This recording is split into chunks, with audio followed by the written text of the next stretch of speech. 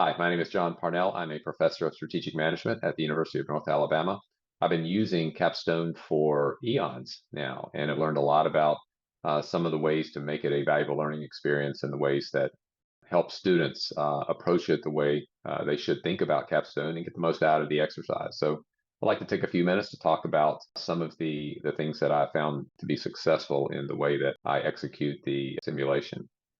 I think a carrot and stick approach. I do at times perhaps threaten the students about what they need to do to make sure they take the simulation seriously, but also emphasize it can be a lot of fun. In fact, it's one of the things that students mention frequently that they remember from the class. They forget all of my brilliant lectures, but they do remember Capstone and how they ended up and who had what market share and so forth. So if you take it seriously, it can be really a great learning experience. But I try to focus a lot on the team environment that they have.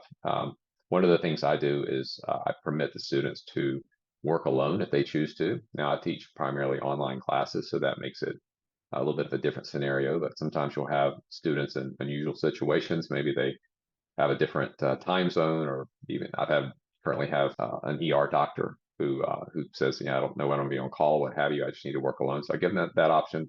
Also give them the option to work with others if they want to propose a team. So that gives them some buy-in on the front end instead of just assigning a team. Now, most students are okay with having a team assigned. That's fine. If they choose that, that's okay. But just for those who'd rather not or would like to, make that proposal, I'll allow them to do that. I find the value in Capstone as being the cross-functional integration. That you have to line everything up. If you do well, you might do your R&D well, but if it's not lined up with your marketing or production or your finance, then the business just falls apart. For that reason, it's good to have students focus initially on, say, one area of the business, but then they need to come together and work together as a cohesive unit to make those decisions.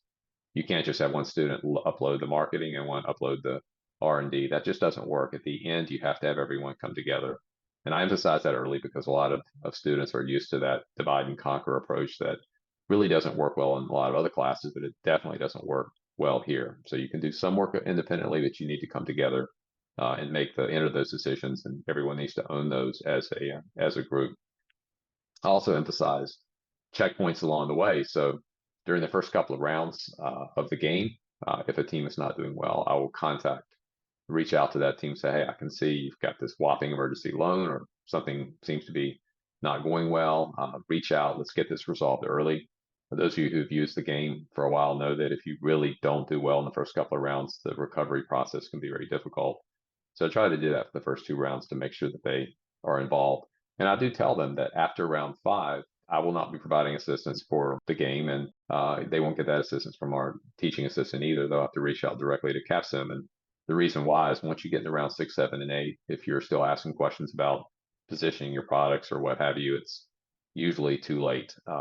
There are some ways certainly to turn around or improve your performance going forward, but often you have teams that just kind of fall off the wagon. So I try to emphasize early on that, hey, there is no last minute sort of revival in terms of getting your team back on order.